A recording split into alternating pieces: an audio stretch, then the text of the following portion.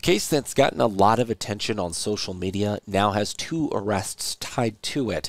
Albuquerque police announced Friday morning that two teens, a 13-year-old and a 14-year-old, were arrested overnight, so Thursday night into Friday morning, in the case of a 13-year-old who was severely beaten earlier this week. Police haven't released the names of the teens who have been arrested, which is common in cases involving juveniles who are accused of crimes.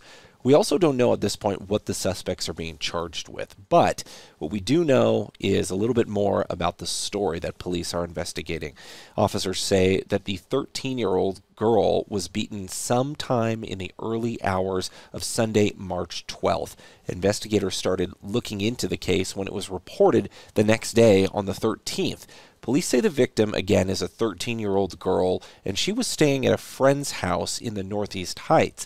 Investigators believe the victim and another girl snuck out of the home to go with friends to a party.